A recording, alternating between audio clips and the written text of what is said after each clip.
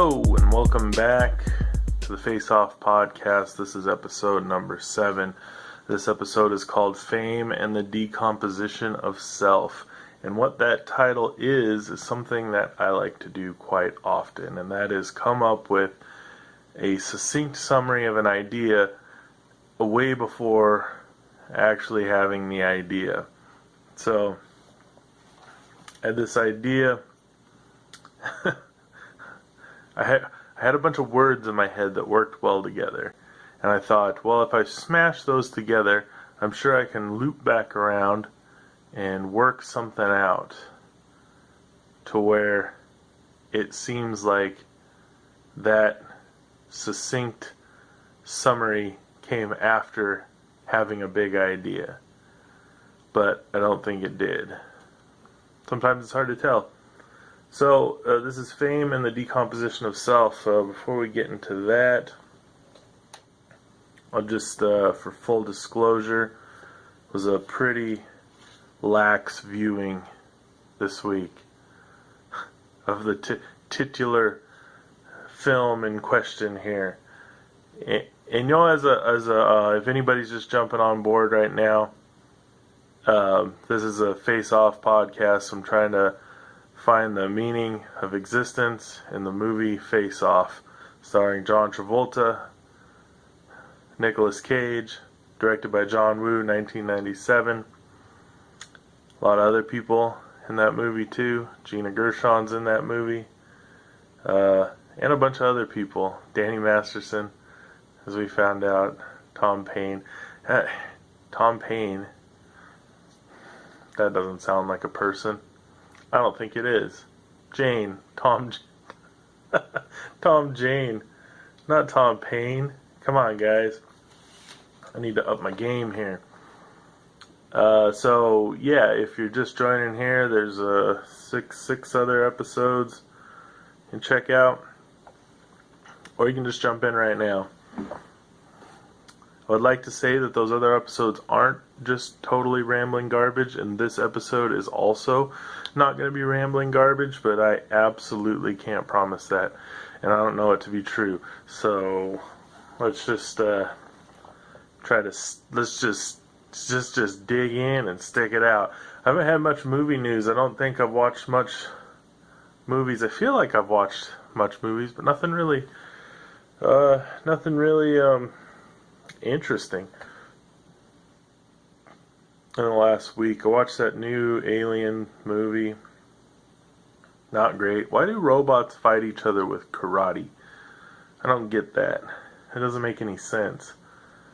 I mean, they look like people, but why would then, I guess if you were a robot, you would be programmed to fight a person maybe with karate, but why would you be programmed to fight another robot with karate? That doesn't make any sense at all, I don't think. Seems like there would be some other form of, I don't know, some crazy robot karate, because human karate, I'm just saying karate is a catch-all. Human karate is, it's meant for humans to use on people. So it takes all the weak points and strong points into consideration. So why would, I guess they're human shaped. I mean, they look like people. They've crossed that uncanny valley. Michael Fassbender, yeah, that's a robot looking dude. And Barfly, watch Barfly, Mickey Rourke. Yeah, it wasn't great. It's based off a Charles Bukowski book, which also wasn't that great. There was a movie. The book was Factotum. There was a movie called Factotum that was actually better, I think, with people in it. A hard time remembering who's in it, who's in stuff. There was other movies too, I'm sure, but I can't think of any right now. This is probably a pretty big. I want to think that fame and the decomposition of self is a pretty big topic, a pretty big idea, but I'm not sure if it is. It might just be some bullshit that I was hoping I could shoehorn in here.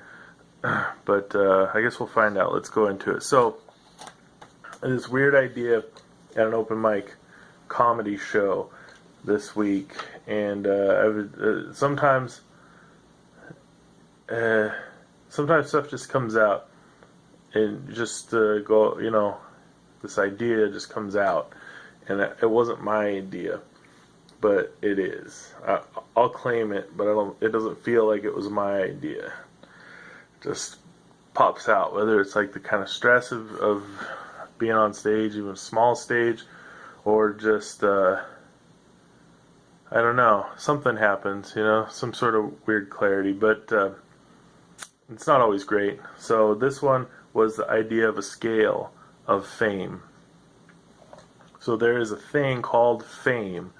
There's an idea called fame, and I should have looked it up, like what the definition is, but I feel like everybody sort of knows. Like when you say somebody is famous, you sort of get the idea, and it doesn't take much if you don't get it, it doesn't take much to explain it. Like if, you're only a couple degrees away from being able to explain it.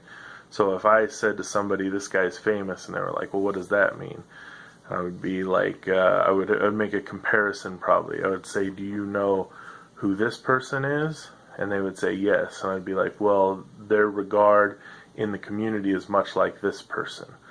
It's kind of it's kind of a dumb example, because if they were actually famous, okay, let me not talk myself into a corner right there. So the famous, there's a scale of fame, and we're all on it. Every person is on it. So at the top of the list, but who knows? It depends on your perspective. I guess that's a part of the issue too, is the scale isn't set. It's not set in stone. There's no real rhyme or reason to it. It purports to have rhyme or reason, but it doesn't. I think it's constantly fluctuating, and really confusing, because depending on who you talk to, changes it. The perception, the perspective from which you view it changes the scale itself. So that would be like a ruler. If you were looking at a ruler, and from one angle it was a foot long, and from another angle it was a half an inch long, and from another angle it was 6 miles long, it just if its size and scale was relative to how it was viewed. And so each person, if you talk to me, I would say probably the most famous people Jesus. So maybe the most famous people in the world would be like Jesus and I don't know, Muhammad maybe, and Hitler, definitely up there, pretty fucking high. He's not famous for good reasons. Obviously, I don't know if the other two are technically either. I don't know if getting nailed to a chunk of wood is a good reason. I don't know. I guess Jesus did other things too, but so okay, let's shelf that. I'm getting ahead of myself here. Famous now, right now. Who's the most famous person right now? It's probably Donald Trump. And for whatever that's worth. I mean, I don't know if he's the most famous person, but I think he is certainly the most looked at person in the history of the human race right now. I think that I think it's very hard in this country to go through a day without seeing that person somewhere.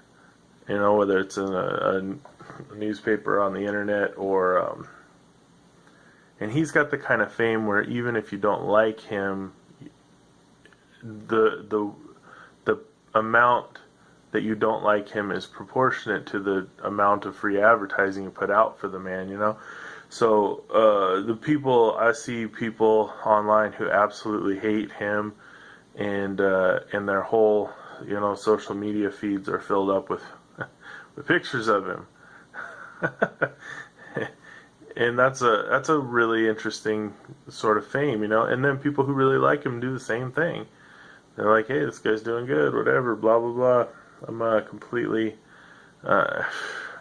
yeah, stupid assholes. All right. So Donald Trump is probably the most famous person in the world right now. Some would say infamous. So it depends on where you're looking. But I think objectively speaking, and that's where it gets hard because I think fame is a liquid thing.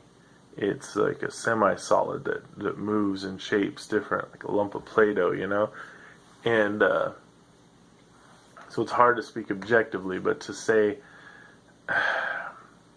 if it was brand recognition that you used as a fame thing, then Donald Trump is super high on the list right now of people. I mean, I think if I'm being, I think he's the one. He's the guy. At least, definitely in America. And I don't know how people outside of America view American politics. I don't think it's with any sort of envy or anything like that. But I do think they do view it, because I don't even view American politics, much less politics outside of this country.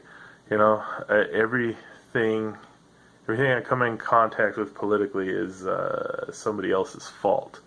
Like I don't see it as, I think they're all lizards. So that's it. They're all lizards. So, okay, so I'm going to just kind of start working down this list. That wasn't a very good synopsis of what I was getting at. So we'll just go into the little parts. I've got little parts here, and they're all disparate. So hopefully they come together and make a cohesive unit at some point. All right? And keep Donald Trump in mind for all these things, and see if he checks off these lists or off these ideas, you know. And I'll do the same. I'll do the same since I'm, you know, here. And I got the thing, and I have a red pen.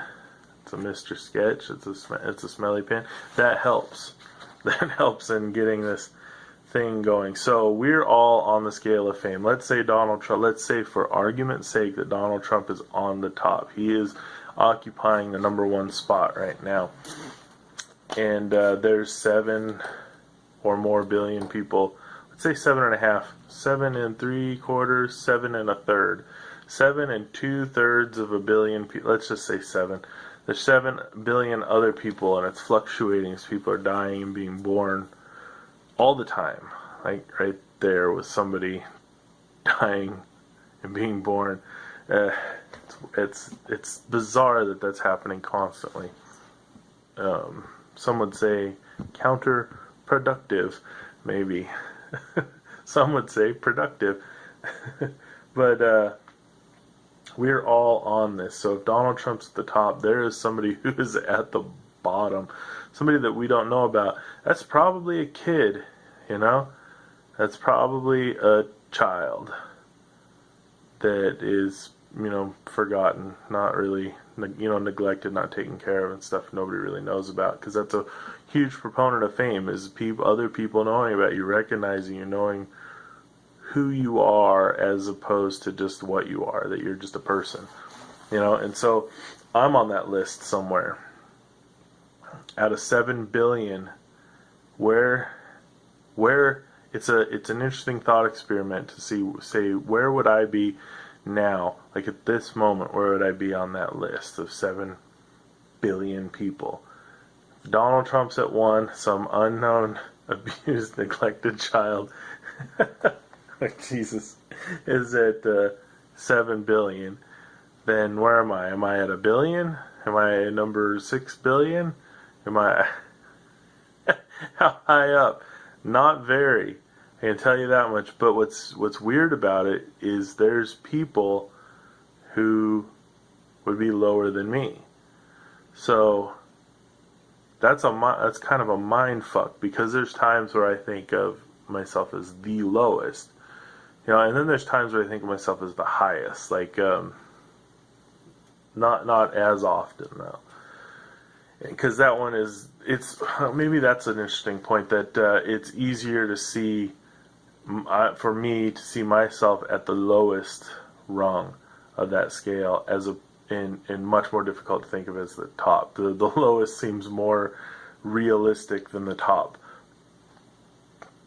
And I make excuses for that too. I'll make excuses about that, like how it's a rigged system, how I couldn't get to the top, or I don't want to get to the top, which we'll get into that kind of stuff here in a little bit too. Let's move on here. So there's this kind of fame where you refer to somebody as somebody else's thing.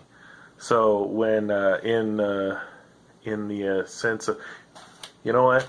Let me take a minute. Let me step back here and reiterate something. This did come from Face Off, because there's a part in Face Off where Castor Troy is talking to his brother, and he is saying the reason why these henchmen are here is to help us hide our famous faces. So he is in one fell swoop. He is acknowledging 3 or 4, depending. He's kind of lumping the 2 henchmen together. So 3 points on the fame scale. He's acknowledging that the henchmen aren't as famous as him or his brother, and that he, having to say this to his brother, is more famous. So the brother doesn't recognize, he doesn't have the clout or whatever that Castor has. And that kind of lights a weird thing in this movie, because fame is a guiding factor for Castor Troy. He's not some covert operative. He's wild. He's out there. He's crazy. He's looking for fame. And when he gets into Sean Archer's body, okay, he doesn't get into his body. When he gets his face, and then, okay, he's seduced instantly by the idea of fame. He turns on everybody that he had ever cared for, except for his brother. Turns on everybody, and he's instantly seduced by fame. He's like, I'm going to take down all these other ding-dongs, and then I'm going to be the top cop in the world, and I'm going to, I guess he's kind of talking about just trying to destroy the system from the inside, but it was really secondary to fame. That was what was important. He was like, woo, I just found a fast track to being famous. That's, I think, his motivation for being a terrorist is to be famous. Not, he's a terrorist for hire, so like a hitman or something. So he's not trying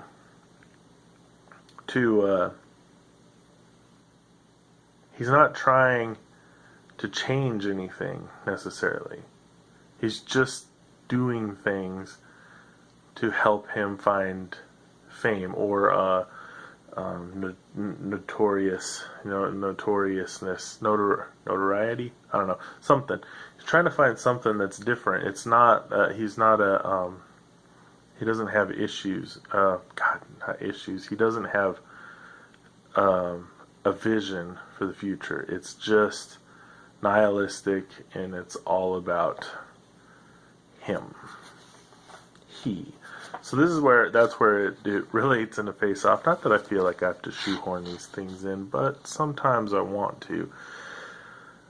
So there's this level of fame where you refer to somebody as somebody else's thing. And in the case of this podcast, I would refer to Archer's wife as Archer's wife.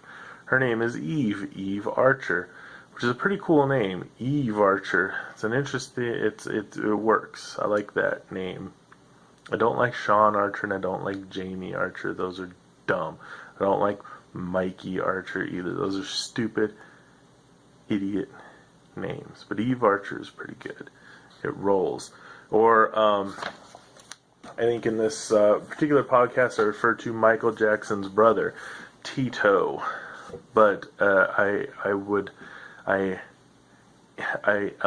qualified him. So if I said Tito Jackson, you might know exactly who I'm talking about, but if you didn't, I would say Michael Jackson's brother, Tito.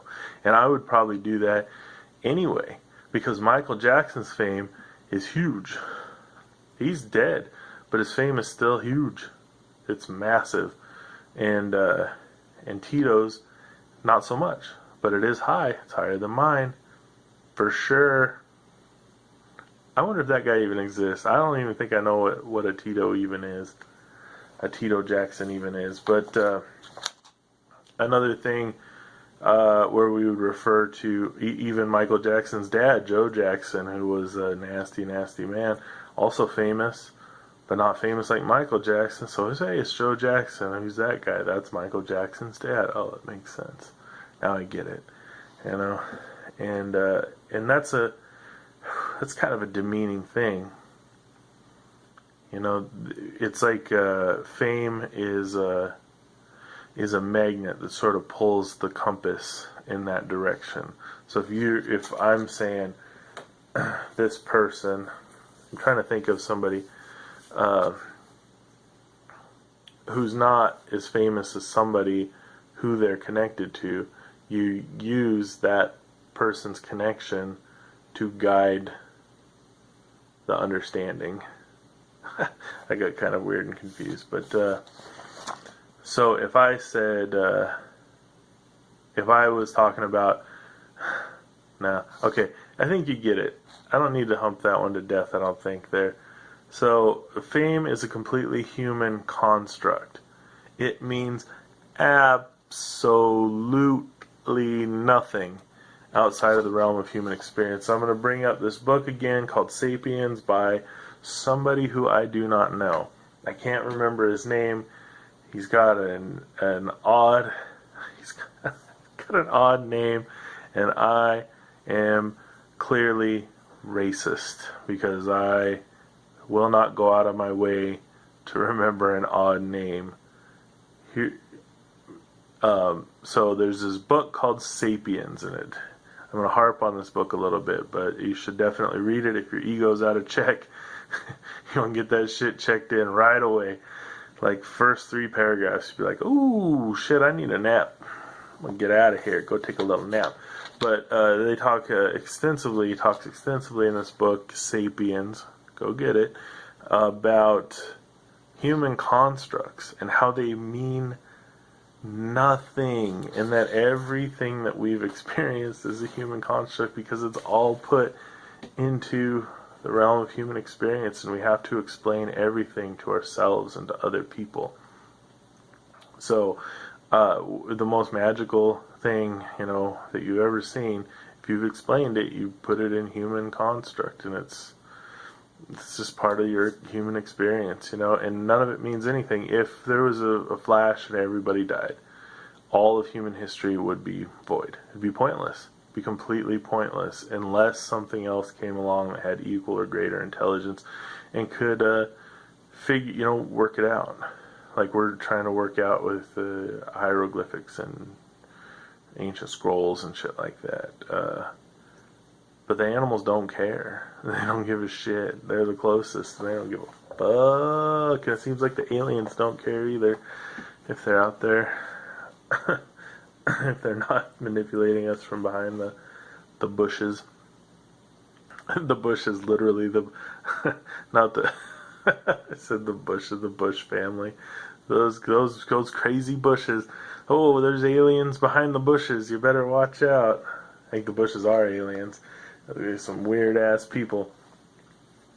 So, Cesar Millan, the dog whisperer, made a really good point because he would go, if you haven't seen it, it's a good show. If you haven't, he would go to celebrities' houses to help them with their dogs. And he would tell them, first off, this dog does not know that you're famous, does not care at all. All he knows is that you smell like you and you are you. And that's it. He doesn't know you're famous.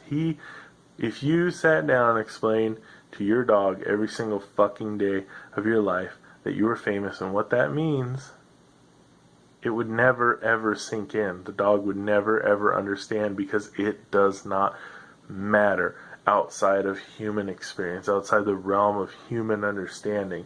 And it's a little bit unnerving and a little bit humbling. If you start to look around and recognize that all of this stuff, if we were gone suddenly, it would go away. it would not, there would be nothing special. Everything would become overgrown. It would all rot. It's only here because we upkeep it. We're here to upkeep it. And that's the same with all human ideas. All of them. From corn dogs all the way up to God. God being more famous than corn dogs, but corn dogs still being on the scale of fame. So that's good to remember that fame is a completely human construct, and we as people have a tendency to worship fame. I'm going to pause for just 1 second. I don't know why I tell you that I'm pausing. It doesn't make any sense. I just don't want to feel like I'm lying. I should have got a drink of water while I was paused, but I did not. We have a tendency to worship fame, and I don't know if it's necessarily conscious. I don't know if we do it necessarily consciously. Now, one way, a jaded way of looking at it, is that our worship, the way that we worship today, okay, so let me just put this out there. This is pretty cliche, but put it out there. Our gods are money, and we worship money. Money is pretty fucking famous on a list of things. We worship money, and we use our money as tribute to fame. So movie stars, sports stars, they are paid very well. They are given tribute very well, and we do that on tiny little interactions all the time. What kind of music we buy, what kind of movies we watch, sports we go see. I don't see sports. Cars we buy, all this kind of stuff. It's a way of worshiping fame, because I want to drive a Cadillac. I don't want to drive a Daewoo. You know what I mean? So I'm going to worship the gods of Cadillac with my tribute, which is money. And I'm going to wish a pox on the gods of Daewoo. I think that was a Mexican car, a Daewoo. I think it was a Daewoo and the Kia won out, right? Anybody? All right. Now, entertainment worship is an interesting thing to me, and we've brought this up before.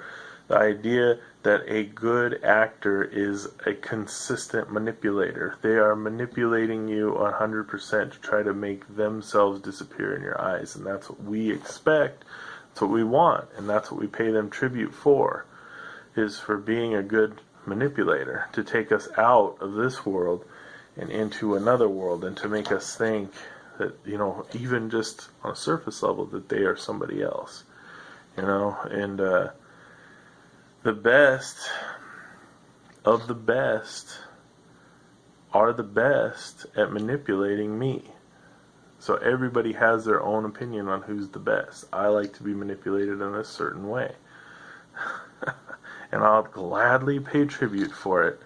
I will gladly go and kneel at the altar, or sit. I don't have to kneel, I guess. And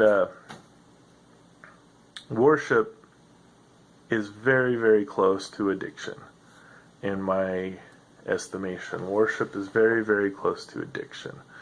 I think the difference is that oftentimes I think people will equate worship with a task that needs to be completed that is possibly not pleasurable, and that addiction is a task that needs to be completed that is pleasurable. But I don't necessarily think that's the truth. I think at some point the pleasure of addiction, I know at some point the pleasure of addiction changes to compulsion, where you're just compulsively doing something, and you've almost even forgotten the reason why you're doing it. But you will do it. You'll get up, and continue it on. And worship has that same quality, you know. Sometimes, or you forget why you're doing it, you get up and do it. In my experience,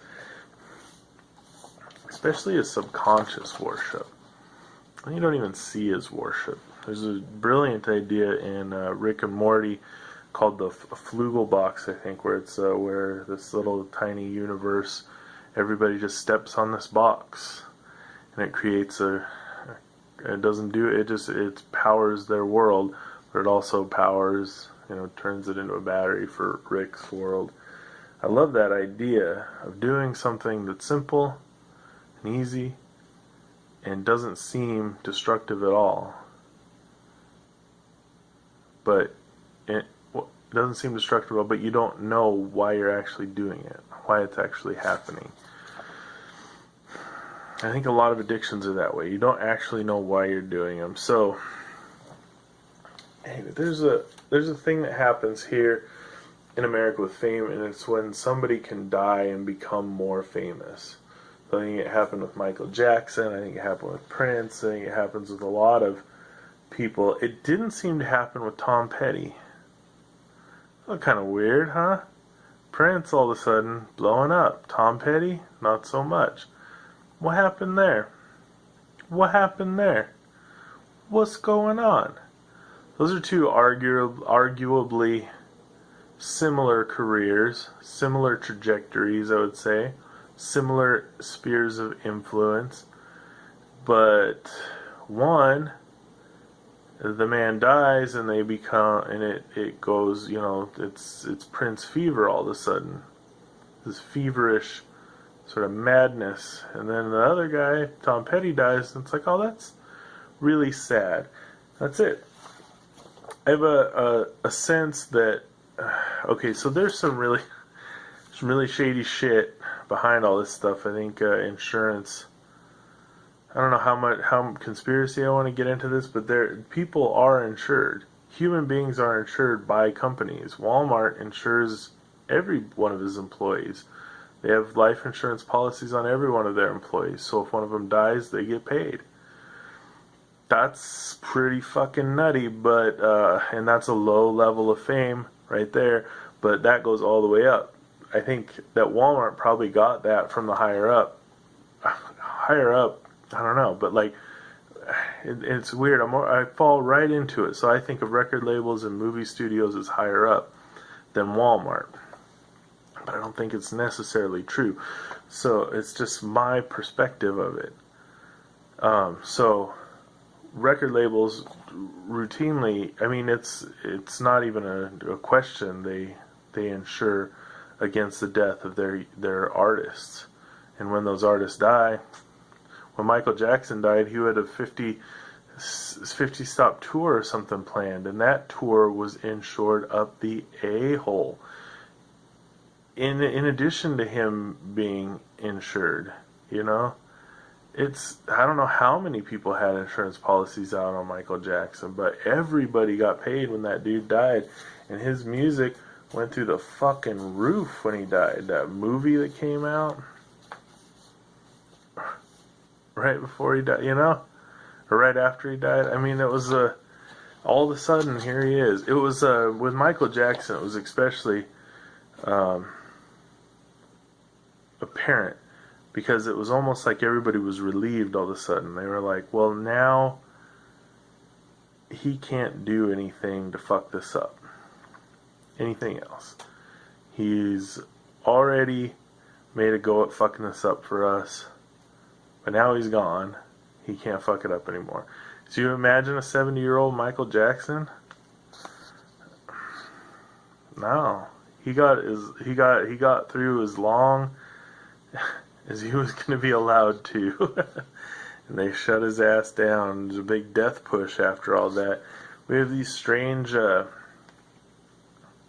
rubrics of value, where we say a person's life is valuable, but then sometimes their death becomes more valuable than their life, and it's it's not.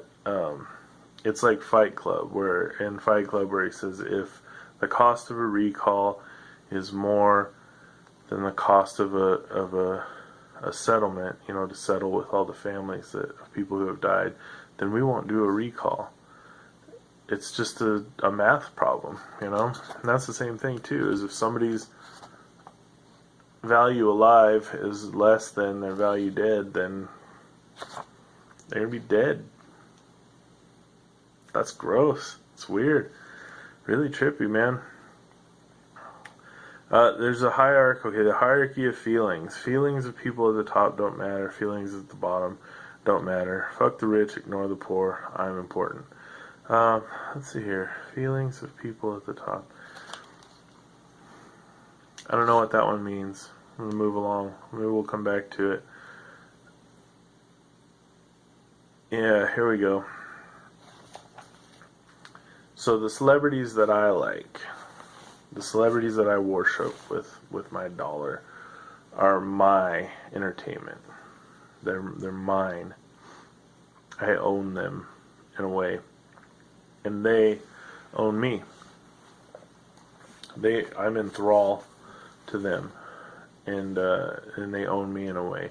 In the perfect in the way things are right now, the perfect synergy of that is I own them, they own me, we become the Ouroboros, and that is the snake eating its own tail. And so it becomes a perpetual motion machine, and it's man, those are getting really shitty over here, huh? There's a lot of weird, bizarre shit going on. If you start to really examine your relationship with things, when I start to examine my relationship with stuff, it gets really weird.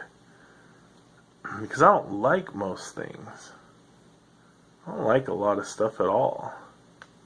A really bad relationship with food. Like, I don't even want to eat anymore, but I do it all the time.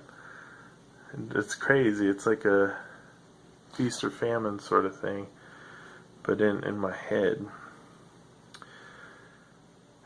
So the Ouroboros, I think, is a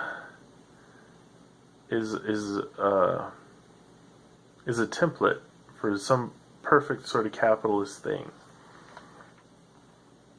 where I as a person pay money to worship somebody else who does something for that money, and I want that thing.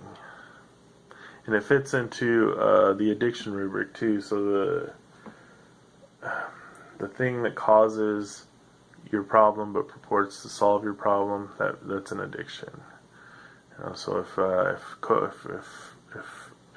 heroin solves all my problems, in addition to causing all my problems, then that's a problem. That's an addiction. So I feel like I had a point with that. I feel like I'm losing a lot of points here. I'm dropping stuff off. It's getting hot in this room, I don't know. Maybe there's nothing really here.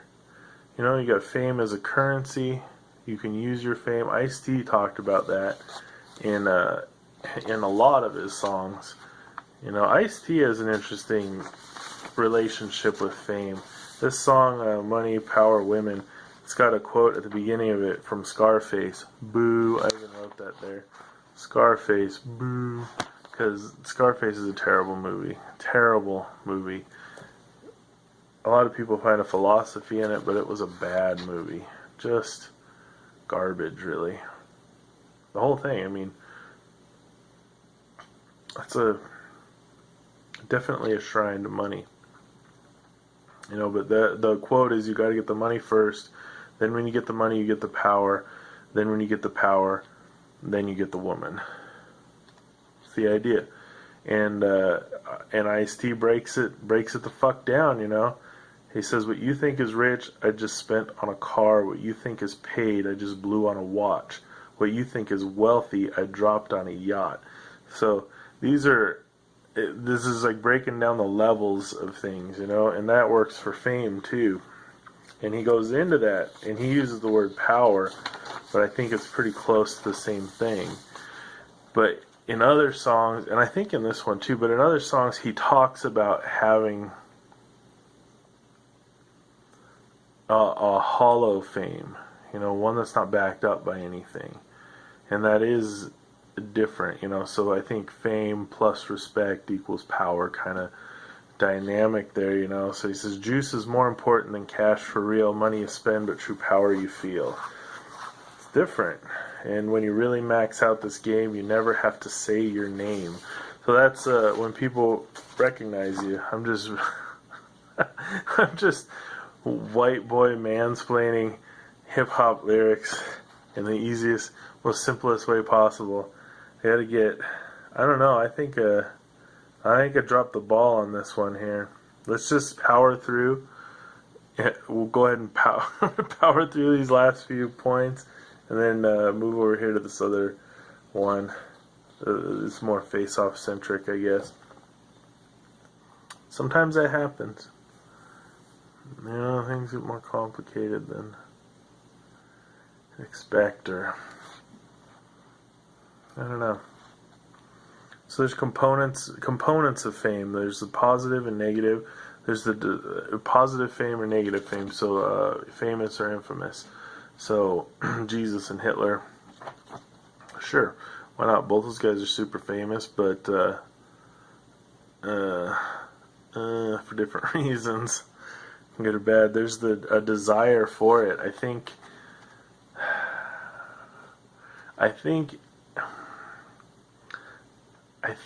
that the desire for fame is pretty ubiquitous. I think that most people have it. I could be wrong, but I think that most people have a desire for it, and I think that's what something like Facebook and Instagram sort of feeds on. Is that you have this desire that I have this desire to be looked at and taken in. And I don't even care if it's positive or negative. It's just trying not to feel like a waste. And I think maybe some people pour that energy into other things. I mean, playing guitar or something, Kids, maybe. Pour that energy into your kids. But it's there, I think everybody wants it. You could be famous for being a success or being a complete failure. That's possible too, or both. Being a huge success who then fails insanely. That's pretty good. You can be famous for your wealth, for your notoriety. You can be famous for suffering like Jesus. You can be a real or a fictional famous. I mean, Harry Potter's fucking super famous. People know who the hell Harry Potter is, You can be famous for an abundance or a perceived abundance of one or many desirable traits or attributes or achievements or material possessions. Pretty much sums it up, Mother Teresa was famous, still is. Didn't have much. Just kind of laid low. I mean, did stuff, but it was like a moral, a moral thing for people to look towards. So that's an abundance of perceived morality, right? Van Gogh had an abundance of perceived talent. Bill Gates has an abundance of perceived. Let's go with Jeff Bezos. He's the new rich guy. Jeff Bezos has a perceived abundance of money or business savvy, something like that. So that's good. Prince has a perceived abundance of talent. Sure. That get you famous. Get a lot of something. Join the Church of More. Join the Church of More and increase yourself until you are undeniably huge, and then implode into the universe and become nothingness. That or be reincarnated or something. Alright, just because something's desirable does not mean it's nutritious. We all know that. I don't know one person that doesn't deal with weird food issues, because all food is fucking garbage now. But specifically, like, ice cream, candy, and shit like that, I want it all the time. I know it's not good, it's not nutritious, you can't necessarily live on it. The idea that you could feed McDonald's to a starving person and they would not survive because there's no fucking nutrition in there. It's crazy. It's just and with such a huge example, how can we not notice that just because something's desirable, it's available, that it's not necessarily nutritious? And by nutritious, I mean, in the sense of the word, physically speaking, but also emotionally, spiritually speaking. Everything that you take in is nutritious or not. Some things help, like water isn't necessarily nutritious, but it's necessary. It's highly necessary to survival.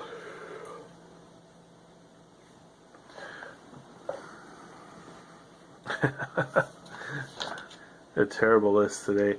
Another Rick and Mortyism. There's a quote from Rick and Morty that said, children will eat their parents if you allow them. The children, or the young, will eat the old if you allow them to. And this was from a person saying that was a bad thing. We don't want the young to eat the old. That's what happens. The young eat the old. If it worked the other way around, nothing, we would be done. This would be over. So it's the olds, it's the old people, it's the elders of the tribe. It's their job to try to be nutritious for the young to eat. Because it happens. It's going to happen. Just stop fighting it. And try to be nutritious. Try to be supportive. Try to be an interesting person instead of a gristly old piece of shit, which is what most fucking people turn into. Most people turn into that real young because all they deal with is gristly old pieces of shit. It's like, god damn, give a guy a break, You get I don't know, man. It's hard. It's hard to be cool. Just do it. I think I'm in a bad mood. I think this put me in a bad mood. Did this put you in a bad mood? I don't think I bitched about Face Off enough. Maybe that's it. Maybe I'm getting addicted to bitching about Face Off because it's endlessly available. I can endlessly bitch about it, but this is a cool idea that popped up. It doesn't have anything to do with anything. I'm just saying stuff now. But when you choose to be a good person, you have to choose all the time to be a decent person. When you choose, you still have bouts of terrible thoughts, evil thoughts, ideas, making crazy plans. They still pop up, but you recognize they're not part of you. And contrarily to that, alternatively, if you've chosen to be a bad person, if you're working towards that goal, of doing things, doing people wrong, random occurrences of conscience will happen in the same way that a good person will have random thoughts of evil. Every once in a while your conscience will pop up and it's like a person coming up out of the water gasping for air. There's like a violence to it. There's a necessity to it, That's kind of crazy.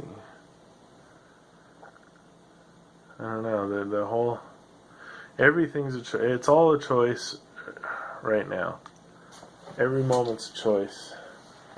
And I'm choosing right now to get off of that shit and get on to this shit. I'm gonna wrap this up, I think this has been one of the worst episodes ever of any podcast, of any TV show, of any radio broadcast, of any comic book, of anything. It feels terrible. It feels like a completely rambling, incoherent piece of garbage. Which could be, I might be reaching here, but that could be a good metaphor for fame. Is that it's incomprehensible. It seems lucid at times. It's rambling. It's never ending. It's awful. It's confusing. And it doesn't make any sense in the end. But we're all involved in it. We're all complicit in it. You're born into it. It's crazy. So that's my metaphor. 45, 50 minutes right there was just to let you know everything's pointless and life is garbage. I think that's a contender for a meaning of life, for a meaning of existence. So far, we have it's mostly terrible with no redeeming qualities, and it could be a huge waste of time. I'm going to add to that list, life is garbage. Is garbage. There's probably some metaphor there. Probably tear that apart. Maybe it sounds dark. Maybe it sounds pessimistic. But it's possible that below the layers there's something good. Much like a huge pile of garbage. Maybe there's something real neat down there, I'm going to pause. I don't know why I keep telling you that shit. Alright, we're into the final leg now. Alright. We're into the final leg now. I appreciate, if you're still listening, you're a trooper. You got my respect. Makes me think I should do something nice here, but I can't think of anything. Like I said, I think I'm in a bad mood right now. I think this put me in a bad mood. I was expecting it to go better. You ever have that happen? That happens to me a lot. That's actually a theme in my life. I've talked about sleeping before on this, but if I oversleep, I feel really, really good. And by oversleep, I mean get the regular amount of sleep. I feel really, really good. And then within like 2 hours of waking up, I will usually be embattled in some huge fight with somebody that I love, and I'll be thinking to myself, I really thought this was going to go better. I thought this was going to be a good day. And so that's what I think is going on right now, is I thought this was going to go better, and I don't feel like it did. I don't feel like it went well. If you enjoyed it, my opinion doesn't matter. If you enjoyed it, that's the whole weird thing.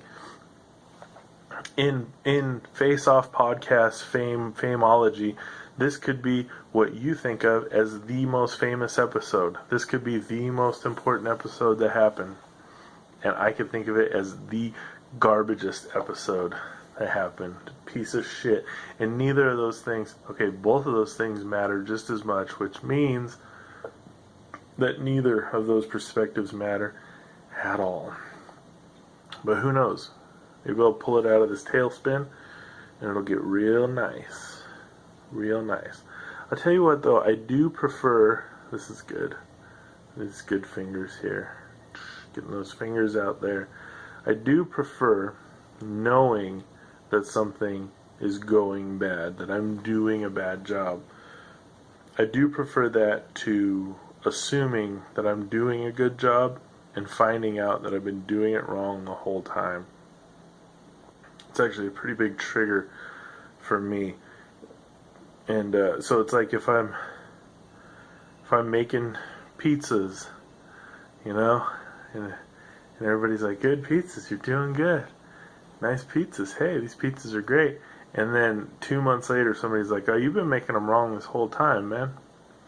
That drives me fucking nuts. And that was a stupid example, but in a relationship, if you're doing something wrong and nobody's telling you, you know, and you're like, oh, I thought this was the right thing. I'm like, no, it's actually not the right thing. I'm doing my best to pull this out of a tailspin right now by just aiming for the bottom. We just get right down into the muck. Into the muck. Alright, let's go. I didn't even get into the decomposition of the self. That should have been something. That was what I was excited for, I think. I didn't even prepare for it at all. I thought it would just happen. So fame and the decomposition of the self. I don't know, figure that out. Figure it out. Figure out what that means. Came up. Pop. It floated to the top. Fame and the decomposition of the self. Let's work that out. Let's figure out what it means. Let's look at what... I tried to pay attention to the end of this viewing of Face Off more than the beginning. Because I feel like I pay attention to the first 25, 30, 40 minutes. And then start to fade pretty bad. So I got the first 20, 45 minutes down pretty good. Let's start paying attention to the end. The unreveal. There's an unreveal. It's when Castor Troy wakes up. His face is removed. And he unwraps his bandages. And they do not reveal the horror. John Woo will not reveal the horror. That is Nicolas Cage without a face. He reveals it in reflected ways. You see the face itself totally sanitized, Archer's face, but a face totally sanitized, floating. You see some blood on Nicolas Cage's fingers. You give a couple flashes, little 1 second flashes of the face from the side and a distance, and you get to see it mirrored in some sunglasses, but nothing direct. You don't get. John Woo is hampering our spiritual enlightenment by not allowing us to face the horror and going straight up the middle and accepting it for what it is. He's just letting us see the reflections. He's just letting us tangentially understand what we're up against. And there's no way that we can achieve growth if we don't fully understand what we're up against. Fully might be a strong word. If we don't understand what we're up against, it's tough, you know. It's kind of like if you're digging a hole and you don't understand that it's not dirt, it's concrete, then it's going to be rough going. You're like, why is this dirt so hard? This doesn't make any sense. I'm just trying to dig a hole over here. I think there's probably going to be a thing after about 20 or 30 of these. You could just string together my metaphors and they're all just going to be digging holes and tying rope, man. Eve Archer, poor long-suffering Eve Archer, she goes through the ringer in this movie. Through the ringer. Alright, it's implied that she is not just raped one time, but she is raped many times. Alright, and it is played off like no big deal. Because it's Archer's body and his face. Okay, so we covered this, I think, in the very first episode. They did not do a wang off. They did not trade dicks. So okay, I'm not trying to shame the victim here, but she definitely should have noticed that that is a completely different dick. Because they didn't mention that in the surgical prep. They didn't say you guys got the same dong, so don't worry about that. Because why would they have? He wasn't going to go whipping his dong out. He was just going into the prison. Things went haywire, though. So that should have been apparent. But, all that aside, Eve Archer was raped several times. It's implied several times. The first time is after date night with the obviously fake food, terribly fake lobsters. Jesus, and oh God, and artichokes. So stupid, so awful. Those plastic artichokes. We're really doing that. We're really doing that. But then they go upstairs, and that is Castor motherfucking Troy. That is the murderer. That is the bomber. That's the rapist. That's the killer, taking Eve upstairs in a Sean Archer Halloween costume. And make no mistake, that is rape. Total rape. And she is pretty dismissive about it. You know, she plays the tough. When she finds out, she says, "Look, I've been banging this guy for a week because I thought he was you." And Archer, as Castor Troy, says, "I'm sorry, I don't know if I can make it up." And she's like, "Well, you better damn well try." She pulls up her boots and does the... That is crazy. That is crazy amount of acceptance and fortitude and never bring it up again-itude. We're just gonna drop it. That is madness. I think if this movie was written today, it would have to be addressed. I mean, something would have to be altered, you know.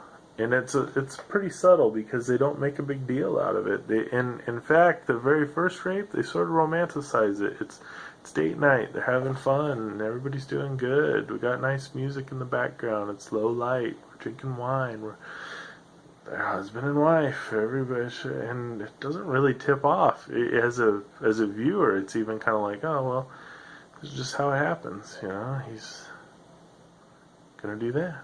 They're gonna be happy. They haven't been banging for a while. It is very crazy. Very crazy. I think 90s rape culture was really weird. It was definitely, I don't know. It was creepy, man. It's creepy. So, yeah, we'll go ahead and throw the rope of rape up and try to get out of this well. That's a good idea. And none of this stuff even matters. So, Mikey Archer was 4 years old when he died. It says so on the tombstone. He was born 10/1987, and he died September 24th, 1991. And this movie takes place approximately in October of 1997. None of that matters. That's a pretty young kid to get shot in the face. Stupid. Well, I think most 4-year-olds, there's somebody that wants to shoot them in the face. Because they're rambunctious, to say the least. Dietrich has a weird right eye.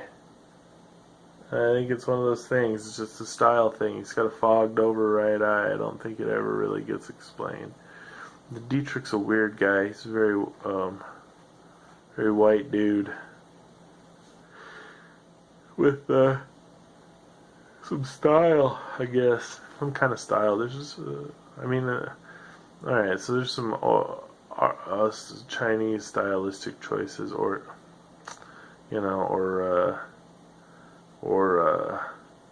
how would you say it? Or there's a lot of dragons and silk and stuff like that. I don't know. All that kind of stuff going on.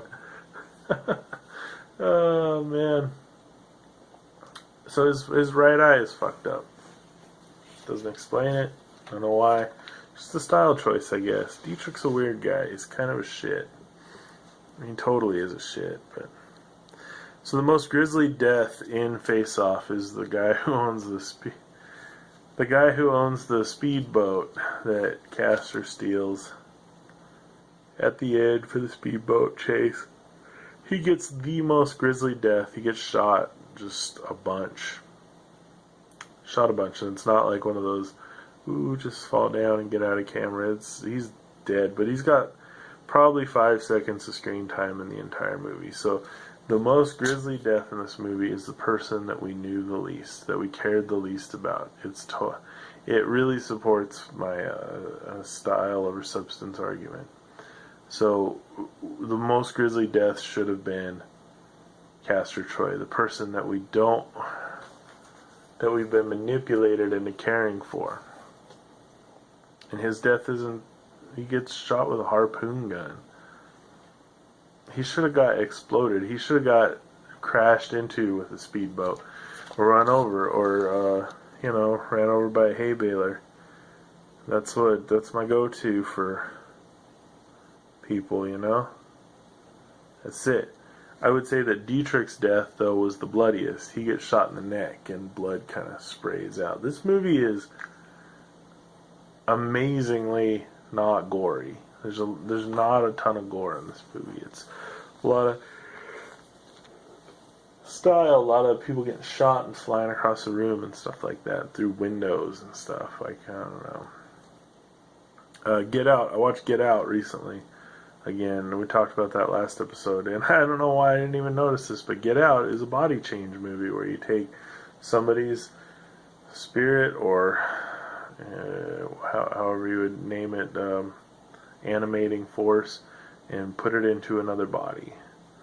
So in that movie, it takes these old white people's brains and put it into a fresh, young black person, and then they can do what they want. And that's a body switch, man. I don't know why it didn't occur to me last time. There's 3 kicks to the balls. 3 kicks to the balls in Face Off. 4 if you count my continuing disappointment over the garbageness of every aspect of this movie. But what's his name? Dubov in the prison gets kicked in the balls. Danny Masterson gets kicked in the balls. Carl is his name in the movie. He gets kicked in the balls fucking weird, real hard. And Castor Troy gets kicked in the balls at the end. It seems like a go-to for this movie. It hurts, get kicked in the balls, but it is effective. I would suggest it to anybody who's in a fight they don't want to be in. You should kick that person in the balls. My assumption, of course, is that it would be a dude who was fighting somebody that didn't want to even fight. Dudes seem to like to fight. I don't know, I think the balls should be on limits. No holds barred for those UFC matches and stuff like that. We'll liven it up, You gotta watch your balls.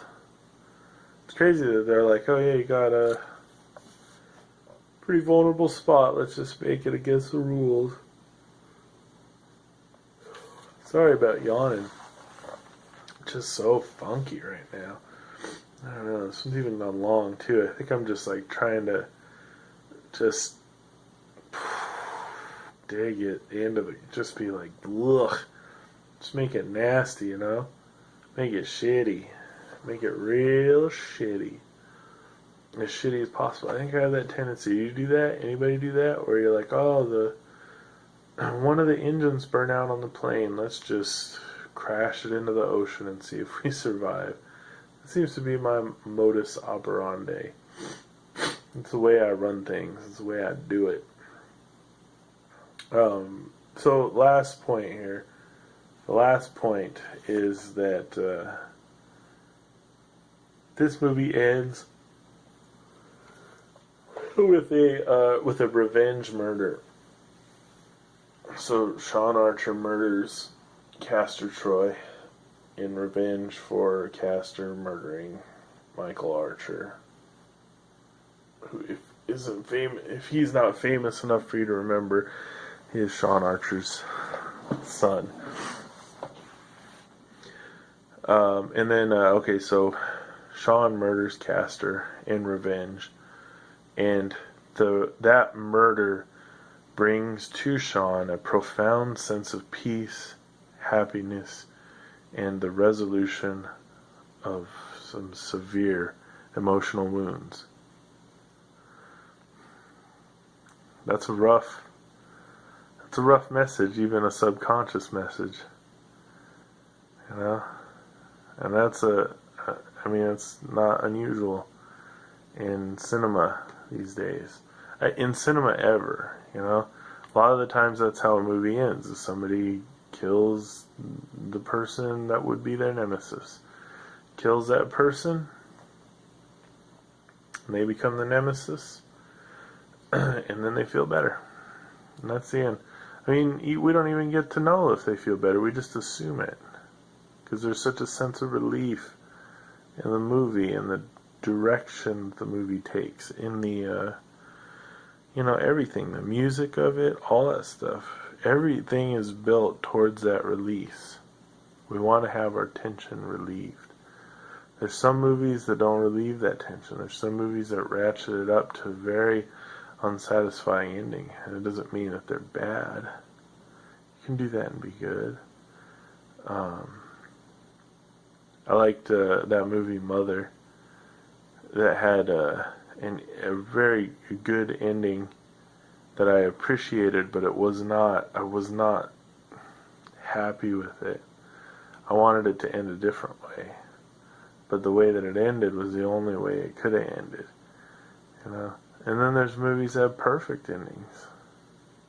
But usually a perfect ending involves something that's unexpected and tragic and you wish it wouldn't have happened, you know?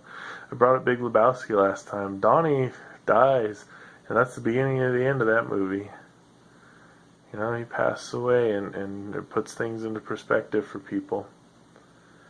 And clears up a lot of the bullshit. And there's if he would have lived, how would that movie have ended? How would it have ended satisfactorily, you know? It's weird. Very weird. I think of sometimes if you ever had a bad tooth or impacted molar or something, and you take that tooth out. Our dog just got some teeth taken out, and she is happy now. She's so much happier. It must have been hurting her for a while. I feel bad about, but it's crazy. So if you look at something, I don't know, I'm just rambling. I'm gonna get out of here. Thank you guys for hanging out. Man, if you hung out this long, I wish I could just give you a present, give you a gift. I have a closet full of eBay stuff. If you're ever over, just ask. You have anything out of it you want. I think there's an Xbox in there. I'm not sure if it works. There's some Tweety Bird mugs. No, they're cookie jars. Oh, I think there is mugs too. Some old cassette tapes. Yeah, okay. Here you go. Let's see. I'll put out a contest. This will be a contest. If you can come up with a good description of if you can come up with a good explanation of fame and the decomposition of self, I'll send you a cassette tape. Or something. I'll pick something out of the thing, and I probably won't send it. I'll just put it on the street and you come pick it up. I'll put it in a flower pot downtown. It'd be like a scavenger hunt thing. I'll just spread stuff all over the place. Alright, I gotta get the fuck out of here. This has been an awful experience. I hope it hasn't been awful for you guys, but I feel this is the first time that I felt like this was truly a waste of time. And that's maybe it's just to make the point, you know. I don't know, maybe we have the same perspective on it and it was truly a waste of time, but maybe not. Maybe there was something in there that somebody appreciates, you know. I don't think I do. Which is okay. It's okay to fail miserably. And just keep. Maybe that's what it was. Is this one didn't seem fun at all. The other one seemed fun at least, you know? This one didn't seem fun, and I thought it was gonna be. Maybe that was the problem, is it just started out kind of not fun, and just kept going. I just grabbed it by the hair and pushed it down into the mud, you know? It's not, it's one way to do it, I suppose. It's always next time. We'll see what happens next time, for sure. But for this time, it's over. It's finished. Go unfollow me from all social media and drop this podcast as a viable source of entertainment. Leave terrible reviews everywhere that you can, and just dedicate yourself to burning my life to the ground. So that's what I feel like this particular podcast deserves. The weird part is I still got several hours worth of work to put it out, but I'm gonna do it. Isn't that odd? I could just wait and I don't know. This is number 7. This is it, and it was trash. I'm still gonna put it out there though. Maybe a disclaimer at the beginning. Thanks anyway. I hope there's something in there. To see you next time. I'm trying desperately to come up with a catchphrase off the top of my head. I forgot that catchphrase. Good night. Bye.